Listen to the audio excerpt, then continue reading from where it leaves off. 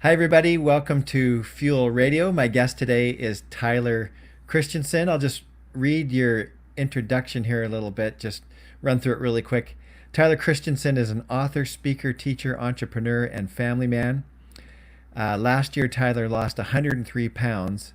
He wrote and published two books, refinished his basement, and landscaped his yard, created websites for actors and professional athletes, started a podcast, launched a YouTube channel, and ran two marathons. And then his bio says that's just what he did in his spare time. Uh, he's a teacher. Are you currently teaching, Tyler? Yeah, well, I mean, we're on summer break right now, but Right. planning on being back in the classroom here in the next week or so. Okay. Right on. Yeah, things are probably your things are getting going again. Yep. You've written a book, Unlocking the Power of Transformation. We'll talk about that in a minute. And if you want to check out Tyler at all, and I'm just going to copy this here, you can you can find out more about him at tylerchristensen.com. I'm going to put that in the in the notes right now, or in the chat. There we go. So hopefully people won't leave us, or if they do, they'll I hope they come back. See you later, guys. Bye-bye. Yes. Yeah. Yeah, thanks for joining me. Yeah, no, it's a pleasure. And actually, it's funny when you read that bio because it sounds like I'm doing a lot of things. We actually connected a little over a year ago. So that bio is a year old. And it's funny because in the last year, it's been a completely different year this year. So I'm doing different things, and all those old things are true, but we're Yeah. on to new and different things now. So. What stands out to you? What are some new and different things that aren't on the list? Yeah, so about a year ago, after I'd lost all that weight, I was getting some attention, so I started doing some speaking. And so I got a TED Talk and finished my book that you mentioned, and started doing a lot more of the speaking kinds of things.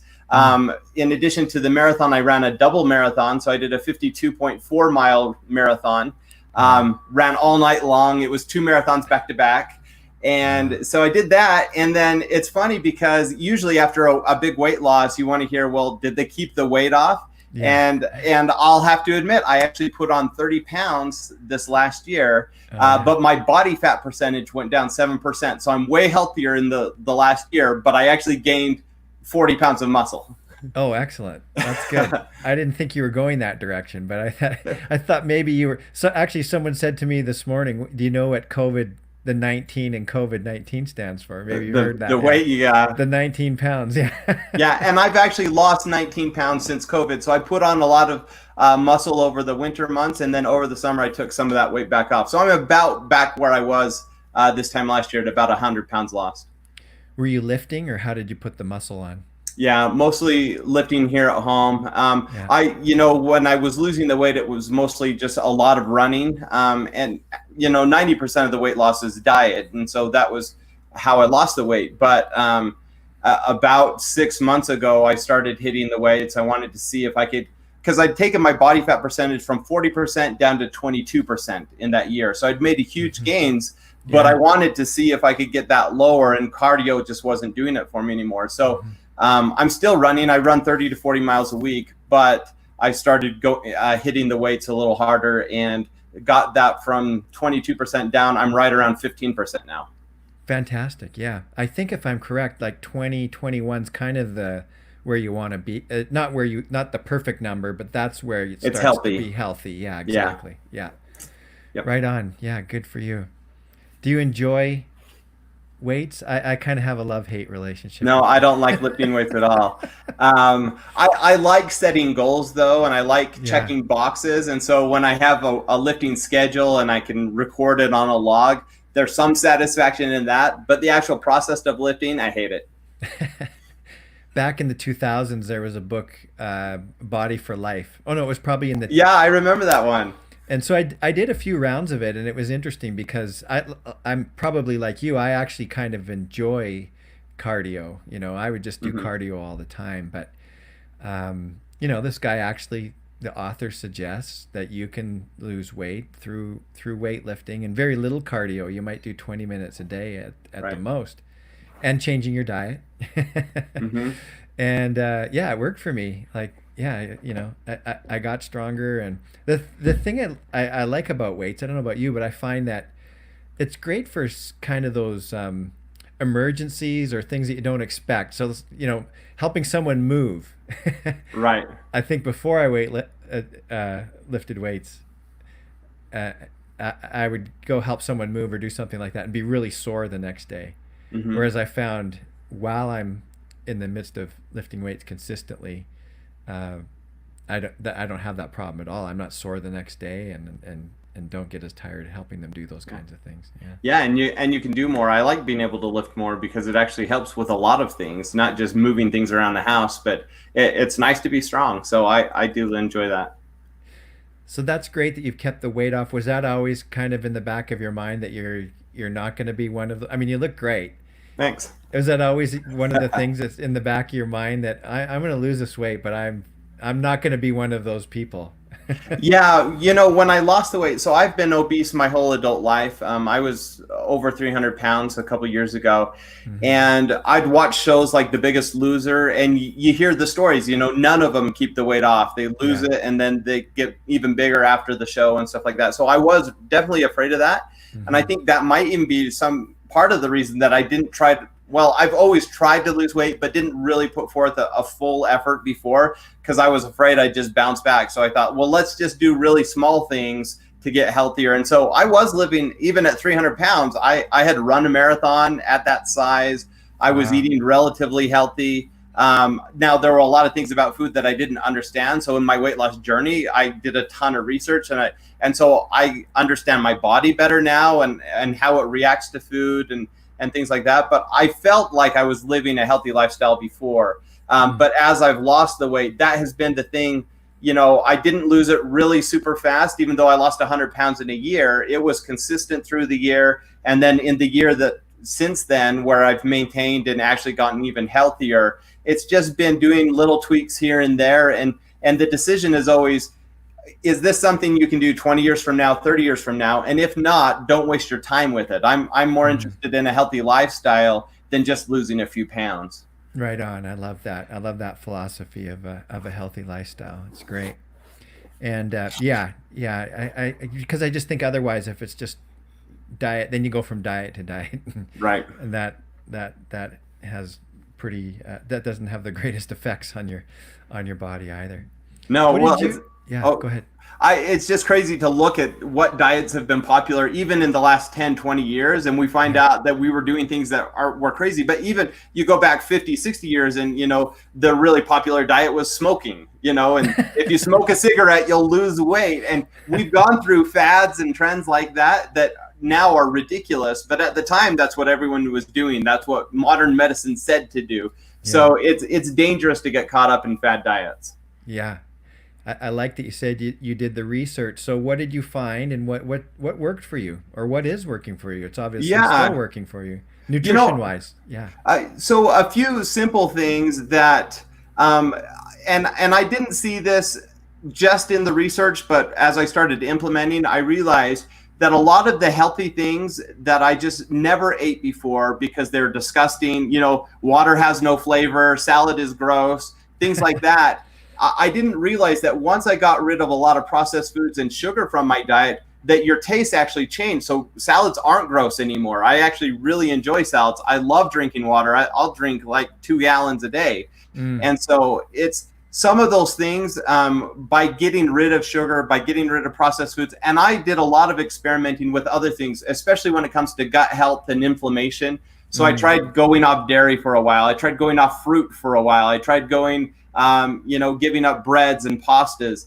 And what I found was that my body responds to certain things and not to others. And so, like, if I compare my body to my wife's body, for example, she gets really inflamed with dairy, and my body doesn't react to dairy at all. It's not a big deal. Mm. But with bread, my body inflames and it holds on to that water and things like that. And so it's learning kind of why that happens, and then just tweaking your diet so that you can. I still want to have, sweets from time to time. I still want I still have cheeseburgers and pizza regularly. I want to have normal people foods, but just understanding that if I have certain foods at certain times, it's going to have certain effect on my body. And I don't count calories. I'm not real strict with things, but I know how I feel. And so the research was learning what foods I should try and test out. And then the other half of that was, well, how does my body react? Great. I'll edit this out, but I've got it's kind of a partially cloudy day. Yeah. And then just a second.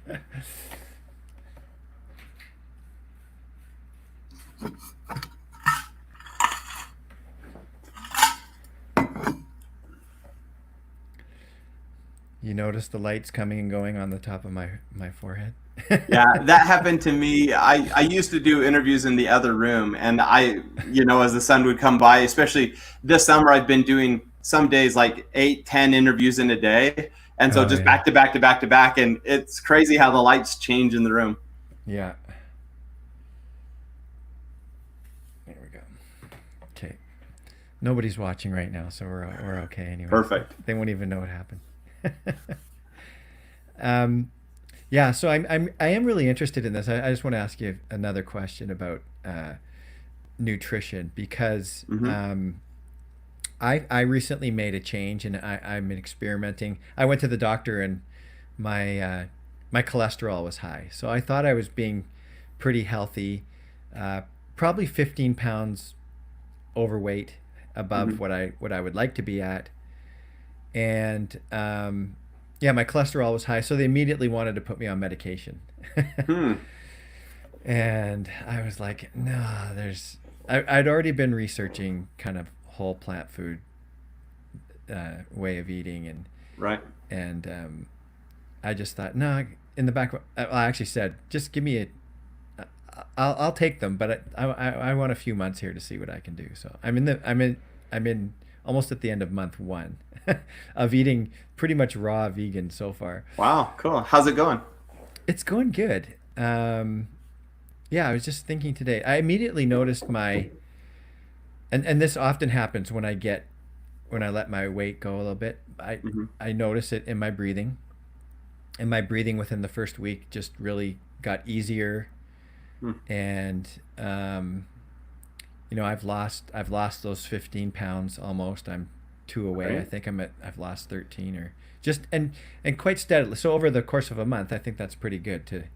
It wasn't like in a week I lost 12 pounds or whatever. It's been 12 pounds over 30 days, and I think my mood and my energies just really leveled off. There's no crashes, and I can just go longer. Like I'm still, because it actually takes a lot of effort to do raw vegan. I found out.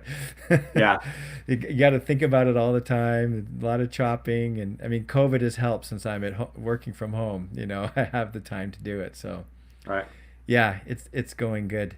So what was the biggest? Were you on, like when you were 300 pounds? Were you on medication at the time? What else was going on in terms of your health? No, I'm like you. I don't like medication. If I can avoid it, I do. The only medication I've had is I have a foot condition, and so especially when I was doing heavy cardio, I went to a bunch of different doctors, and they prescribed a bunch of different things. None of them made much of a difference, and so now I just run in pain. I tried things out to cope with the pain, and that's really the only medication I've had over the last year or several years. When I was at 300 pounds, I wasn't even pre-diabetic or anything like that. Often when you're that obese, it's expected that you're diabetic, and I wasn't. A lot of my other markers, I think because I was still active and still trying to eat healthy, my blood pressure, my cholesterol weren't like totally horrible considering my size. It was just a lot of inflammation and carrying a lot of extra weight. So, I didn't have medication, and I'm grateful because I hate putting things into my body that I don't have to. Even supplements, I'm really careful with supplements. How did you feel after you did that marathon at that weight? How did you feel after that one compared to your marathon at a more healthy weight? Yeah. The heaviest I did a marathon, I was 285, and I did Grandma's Marathon in Minnesota, which is kind of one of the more famous marathons. But it's a nice marathon because it's mostly downhill. And I did it because I wanted to train and I was trying to lose weight actually. And in the training, I gained another 10, 15 pounds because I was eating extra food to compensate for all the cardio I was doing. I was hungry all the time because I was doing all this cardio. And so I actually gained weight while I trained. But when I ran that, as you would expect for someone who's morbidly obese, it was just so hard to breathe. And so I would have to take stops, not because my body couldn't handle it, like physically the exercise, but because my lungs couldn't handle it. I couldn't breathe enough. And so I would have to walk, every few miles, at least for a block or two, to get my wind back. And then I would go. I don't have that issue anymore. In fact, running is so effortless. When you talk to distance runners, they talk about the runner's high when you kind of get into that zone and it just feels good. I feel that a lot now. And so I love running. In fact, just before this interview, me and my son went out in the heat of the day because we've been camping, so we didn't go this morning. But we just did a quick 5K in 95 degrees. And it felt great, even in the heat of the day. It was just nice to get out with him. I finally talked him into running. Actually, it's because he's old enough that he likes girls and he's trying to impress them. But he'll go running with me now. So it was really fun to head out with him today. That's great. Did you ever think you'd see the day where you just go out? It sounds like you just went out and did it for fun. Like you just went out and did a 5K and had a good time with your son. Well, and it is fun because a 5K for me, that's called an off day. That means I'm not really running that day. 3 miles doesn't count as a workout. And so, normally on the weekends, I'm doing a 10, 13 miler or something like that. So it's fun to just go out and hit a few miles. What a change. Yeah.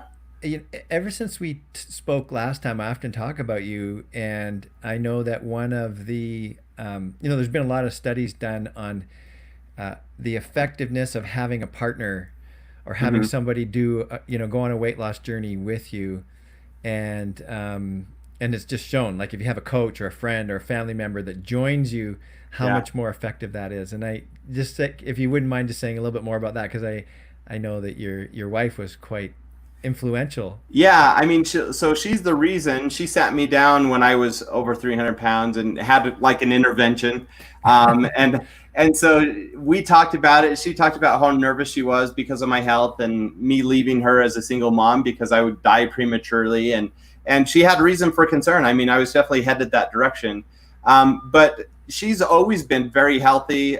She's super attractive. And so why she stayed with me, I'm not sure, but I'm grateful. And when we had this conversation, she said, whatever you try to do, I'll try to do it with you. And so she was my accountability partner. I would report to her and tell her how things were going. I also started shooting videos just for myself, but to log what was happening. So I had that kind of accountability that I check in from week to week. And she has continued. We've continued to work on things together. She hates running, so we don't do a lot of training together, but we go walking together every day, sometimes 2 or 3 times a day.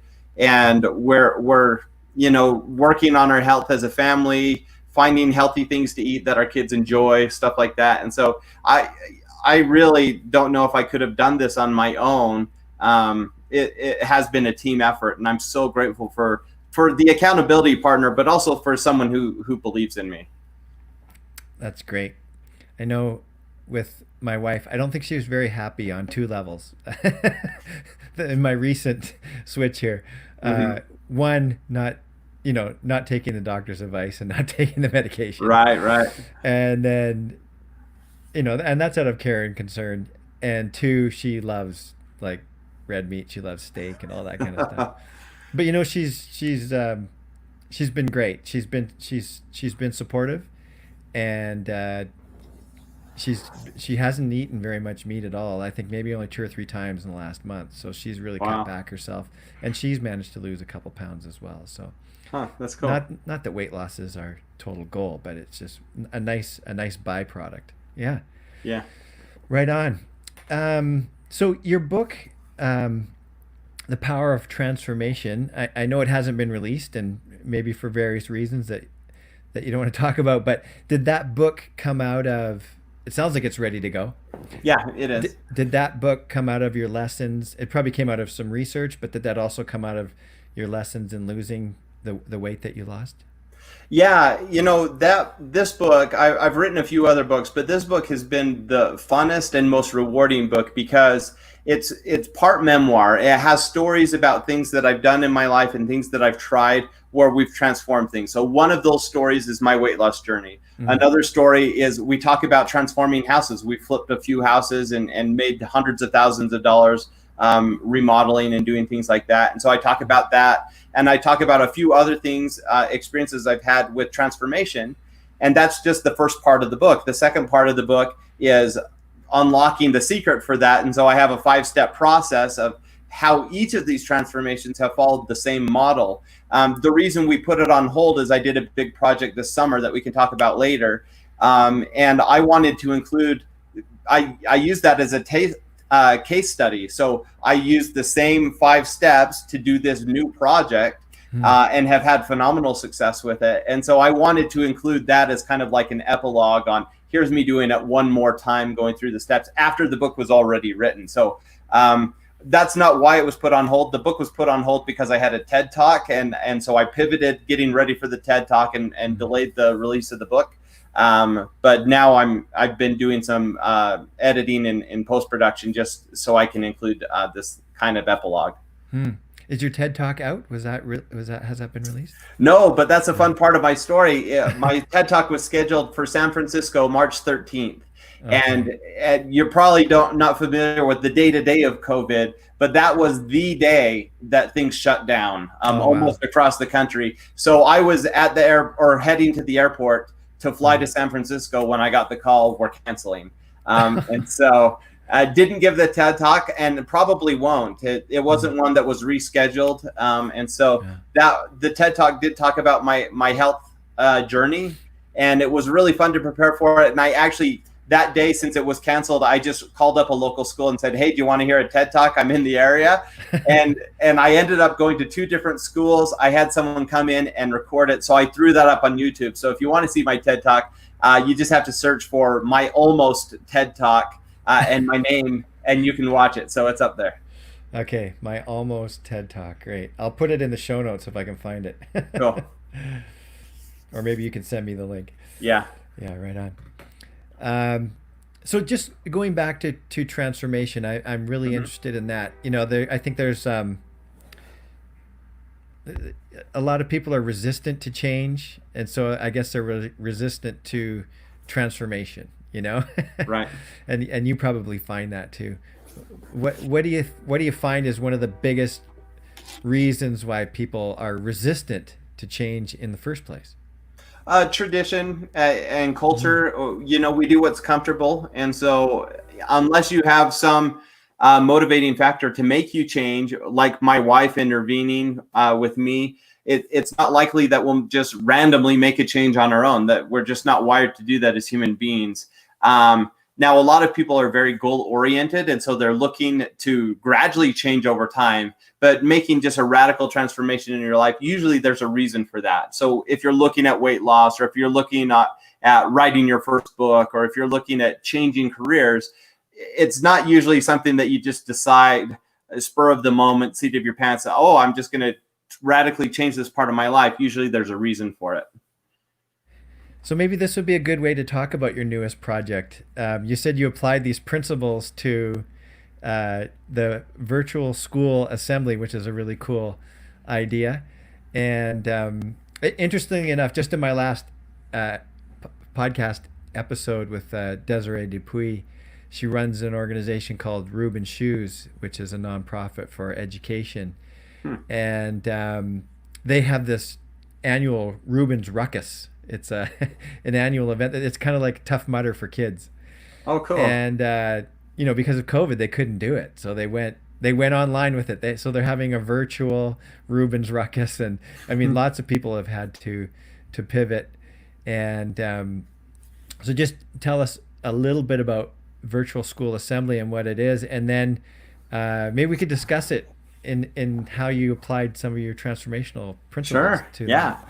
Yeah. So what happened is in March when my TED Talk was canceled, that same week, it was my spring break. That's when I can go do a lot of speaking because I'm not in the classroom and I have a more flexible schedule. So that week I'd arranged to give my TED Talk at the end of the week. And leading up to that, I was speaking at an education conference. And then I had 4 school assemblies. And so the week was full with speaking. And I found that I really love speaking. I love being on the stage and sharing my message. And so, I'd been excited for this week for months leading up to it. And then everything shut down and I was really bummed out. I was stranded for a while because I had things canceling while I was traveling and doing these engagements. So I end up heading home and kind of sulked for a while, had a bowl of ice cream, and then I decided, I guess I just realized, if this is hard for me, and then getting used to teaching from home and working with my students from home, I figured if it's hard for me, it's probably just as hard or harder for my students. And so I started thinking about what can I do to serve my students better. And when we're in school like normal, if you're having a hard time or if you need a break from something, an assembly is a great way to do that. You bring in an outside speaker or you do something fun as a class. It's just a way of changing things up. So I was thinking about how to kind of have an assembly, have a special moment with my class.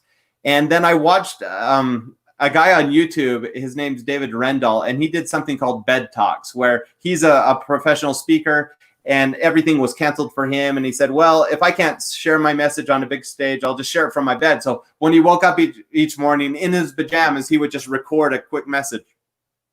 Excuse me. And I thought, well, that's kind of fun that you can still do things virtually. And so I married those ideas and decided to put together a virtual assembly for my students. So I called in some favors.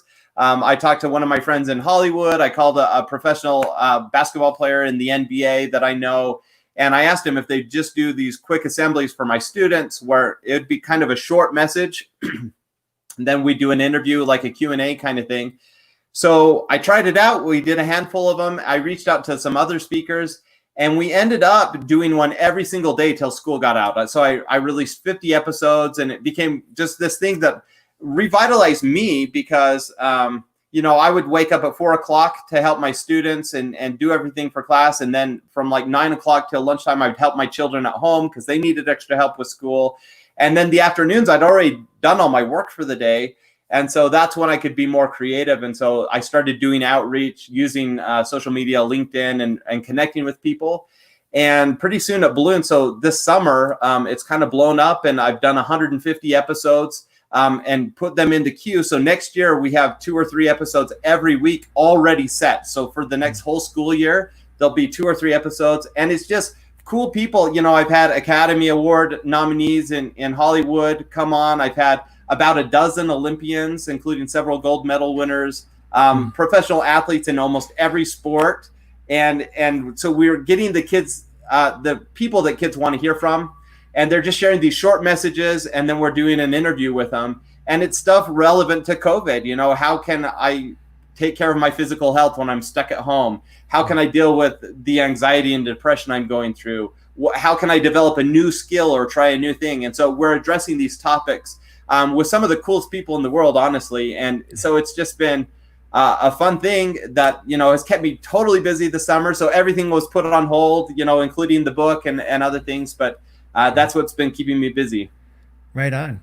If I had a producer, this would be seamless. But what do you think about, like, they're listed on your YouTube channel. Is that right? The virtual school assembly? Yeah. Yeah, so I created a new YouTube channel for it. It's just called Virtual School Assembly. So if you search in YouTube for Virtual School Assembly, it'll pop up. And there's 50 episodes up right now. Okay. I'm going to go there. Can you see that on your screen? Yep, that's the place. If we play like 1 or 2 minutes of one of these, what would you suggest? Yeah, so let's scroll. One of the first ones I loved, and it starts out really great. So go to the bottom, and I think it's episode like number 3. So actually click on the home button here. Okay. And it'll be one of the, at the top.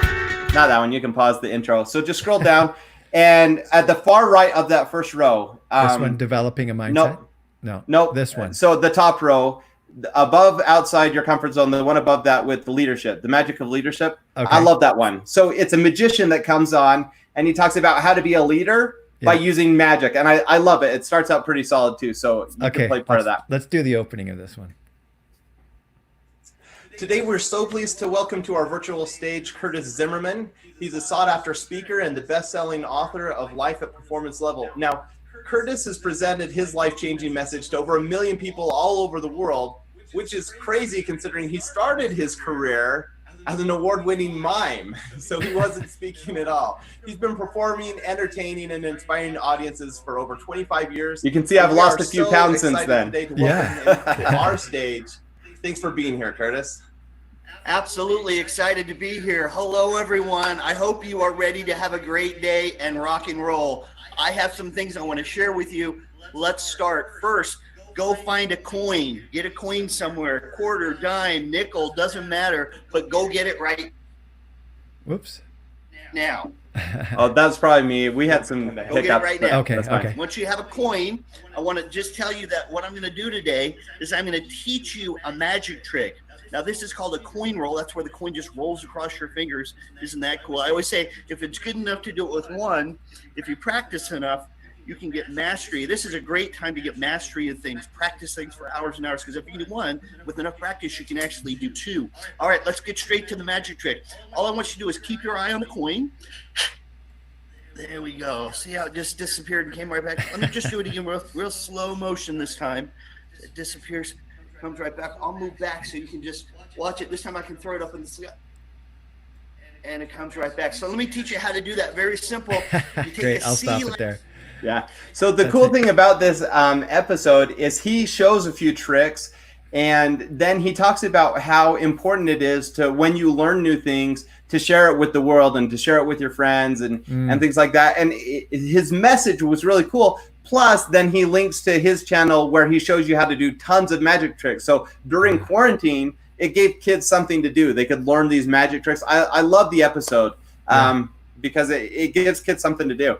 I didn't look at the numbers, but has it been a relatively popular one compared to some of the other? Yeah, because we started so late in the school year, all the numbers are relative. It has a few hundred views, but sure. What I expect to have happened, we've started to get news coverage. We'll be actually on the news this next week. We've had some articles written about us. So I'm hopeful that when school starts, teachers are going to know about this platform, be able to use it, and then we'll see a bump in the numbers. But right now, there's just not a lot of traffic because we're not in school. Yeah. Are some of these people that would typically do a school assembly, or are they just have a message to share? Yeah, early on, there were a lot of speakers who, I was just trying to find warm bodies. And so I was getting a lot of people who wanted to be professional speakers that had kind of weren't very polished and seasoned. So in season 1, those first 50 episodes, there's a few incredible ones. The first episode was Judson Lively, who did the first viral video, The Evolution of Dance. And he's a seasoned professional speaker. He's really good. And we had a handful like that. And then, of course, we had a handful of professional athletes and celebrities. But then things really took off from them because people liked the idea and they started sharing it. And so then now I turn people away all the time. Every day I get requests to be on the platform so I can be much pickier. And then getting a few big names. I had Ross Katz, who was a nominee for In the Bedroom and Lost in Translation. He's a big-time Hollywood producer. And once I told people that he'd been on the show, then tons of Hollywood actors wanted to be on, and so I'm even turning away people from Hollywood. I'm turning away, last week I turned away 2 people from the NFL. So it's really grown on as far as prestige. Now the numbers don't reflect that. They're not huge numbers yet as far as downloads. Sure. But it has turned into a cool platform to be able to share a message, whether you're a professional speaker or not. People want to help kids right now. So there's been a lot of support. Yeah, the numbers will come. I think it's a great idea. I think if you remain consistent at it and putting out a good product, the numbers will come, and getting some press won't hurt either. Right. So you're turning people away. What are your criteria for doing it? Well, right now, so I have a little bit of a vetting system. If you want to do it, if you're a big name and I want you on the show, I just put you through and we schedule it. Yeah. But if I don't know anything about you, what I'm having the speakers do is they have to watch a few episodes first to understand what the platform's like. They have to give me kind of an outline of what their message will be. So what are they going to share about? And then in some cases, I usually don't do pre-calls where they like walk through it. But in some cases, if I'm interested or if they're really anxious to get on the platform, we'll do a call in advance just so we can hear kind of what their message is. I make sure they're not a crazy person or whatever. Yeah. And so that's what's working. But honestly, right now, as far as turning people away, I don't have slots anymore. And so I say, okay, I'll put you on the wait list for season 3, but it won't be till next year that I can record. So next week's my last week of recording. It kind of reminds me of TED a little bit. You know, they don't take just everyone, and there's a lot of work that goes into a TED talk. Right. And so, yeah, that's great. It's probably, and you're speaking to children as well, so that's a huge consideration. Yeah. You know? And yeah. I view this as almost TED Talk for kids because while there are youth events in TED, something that I've always wanted as a teacher is TED Talk specifically for kids, for when I have extra time in the classroom, or if I want to talk on a particular topic, have a speech in that area. And this has given me that platform now where I have these videos that I can use if I need. I've wanted this for years. And so it's nice to kind of have something like TED for kids. And honestly, as a speaker, I think that's why a lot of speakers are interested in getting on the platform, because it's almost like practicing your TED Talk before you try to take it to the big stage. So I think a lot of people are testing out their material. Actually, I know that because a few professional speakers have said, I haven't done a virtual presentation before. I want to try it on yours. And then they get a $10,000 keynote the next week because they've practiced it and reached out and said, this is what I'm capable of. So I've heard a few stories like that.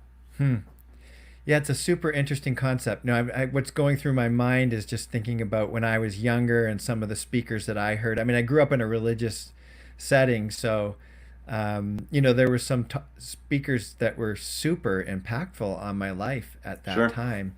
And then my dad was into the motivational scene as well. So hearing some of those speakers as well, I got a hold of a Les Brown tape at one time and just listened to that over and over again. It was so good. And so, yeah, I mean, you could have a really fantastic impact on the lives of some children, some kids. That's and potentially some speakers as well, Yeah. So. Yeah, true. That's true. You could launch some, you might launch the next viral TED Talk, who knows, TED speaker, who knows? Yeah, who knows?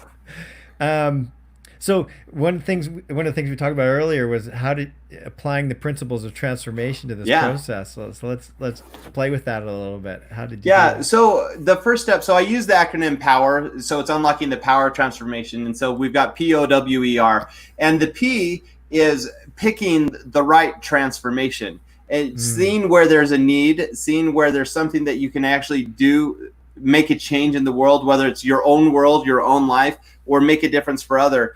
And for me, that mindset piece, the developing and going through that was critical in the beginning, is having a long-term plan, even from the beginning. So as I was reaching out to my friends and trying things out, we just watched a clip from the 3rd episode, and it wasn't horrible, even with the post-production and doing the B-roll on the intro and stuff like that. It's not just something I threw together. I had a plan because I picked the right transformation. I knew what kind of transformation I wanted my students to go through in watching these videos. And so I was able to set it up in a way that was sustainable. And that's why it's grown. It wasn't just 20 episodes and done like most podcasts will be, or most YouTube videos.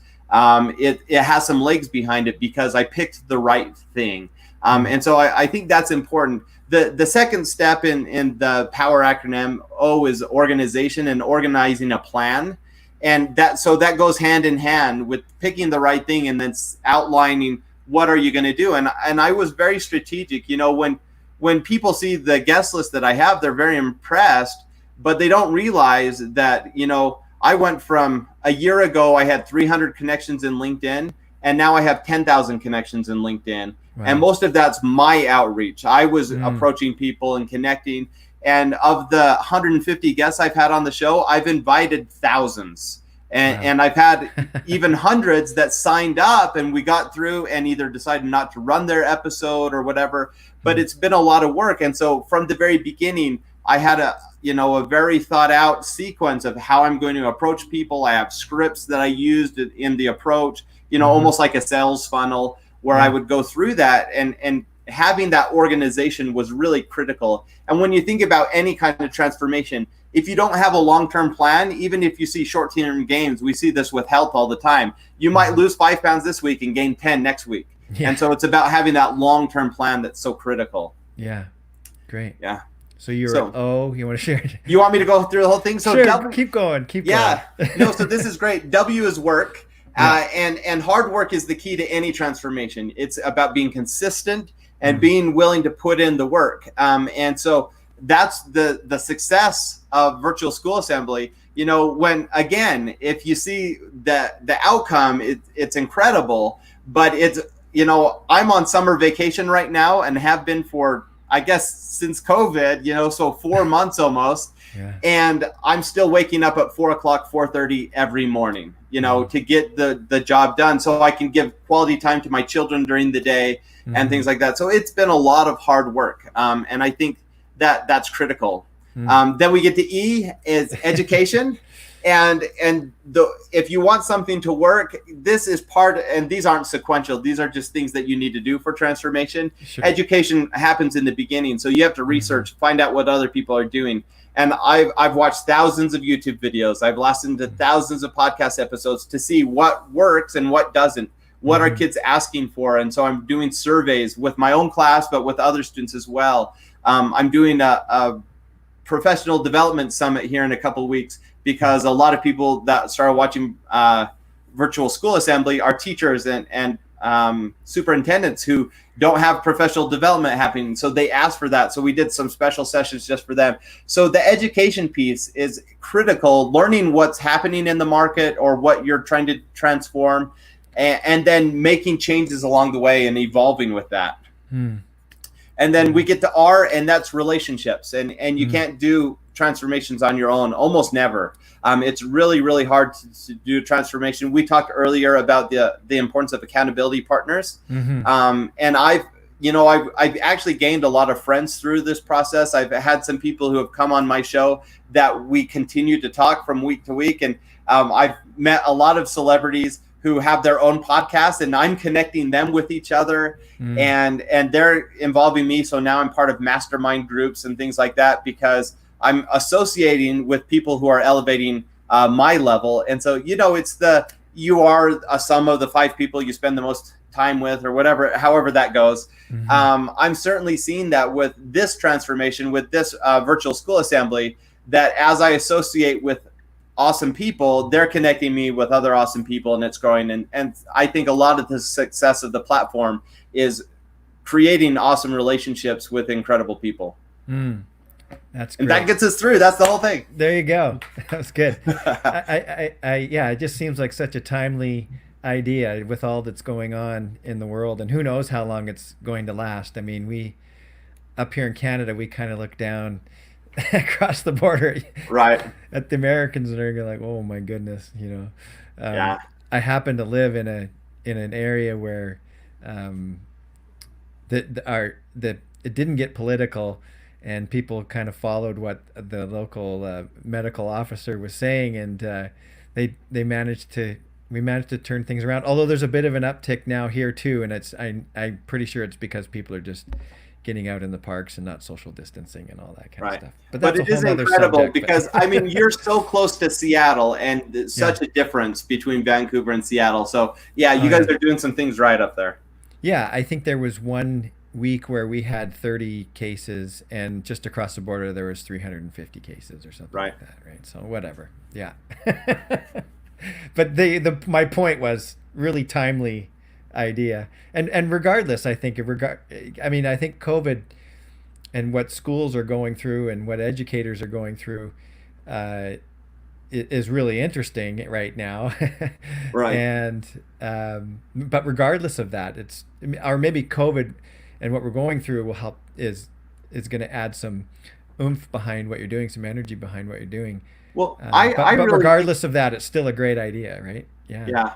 I think we're going to look back 10, 20 years from now, just like we did with our last recession and with other horrible things that have happened in the past. And we'll see that huge innovation took place because of COVID. I think we're going to see a lot of new businesses come out of this. I think a lot of businesses will be more efficient and manage their money better. And so I think there's going to be some really positive things. But as far as education goes, I think this is forcing teachers to be a little more innovative, to look more at problem-based learning instead of just teaching to the test. And I really think this is going to make a radically positive improvement in education globally. Yeah, cool. My brother-in-law and sister and their daughter are all involved in education, so it's been really interesting watching their journey with this thing. And yeah, and my niece is actually a new teacher. This was her first year teaching. Oh, wow. And she was teaching in Ethiopia. And I mean, talk about some major adjustments. But but she seems to have adjusted quite well, but really missed being in the classroom as well. You know, like, I have too, and thank goodness for tools like Zoom. I had a lot of Zoom meetings with my students. We did an auction where I would be in the classroom and I'd have presents to give to them or whatever, and they'd bid on it. And I'm so grateful for technology to do that and to have hangouts and do little things, because it was, I'm an introvert. I could live in a room by myself for forever, but I really missed my students. I miss seeing them. Yeah, right on. Well, good, Tyler. Thank you so much for spending time with me today and for reaching out. What we didn't mention was I flubbed up when I downloaded our first interview. I somehow deleted it in the process, and then I didn't have the guts to reach out to you and tell you what was going on. I really should have. I've made flubs before and always did. I don't know why I didn't with you, because it's such a perfect fit for Fuel Radio. Your story is such a perfect fit for Fuel Radio. But so I apologize again for that. But that's right. I appreciate you showing some grace and reaching out and connecting with me again. Yeah, well, it's my pleasure. I enjoy the show, and I think that's why I reached out. Is there was a period where you didn't do episodes for a while. There was a period. Right. Without episodes. And then when it came back, I don't think I got right back into it. I like to queue up episodes and then binge listen. I listen while I run. And so it was probably a few months ago I started listening to the show again. And I was like, oh, yeah, I really like this show. I wonder if my episode ever aired. And so I went back and looked in the archives and I couldn't find it. So that's when I reached out. I was like, I'm pretty sure I did a show on this channel. But I'm glad I could get on again. It's been a joy talking to you today. Right on. Thanks.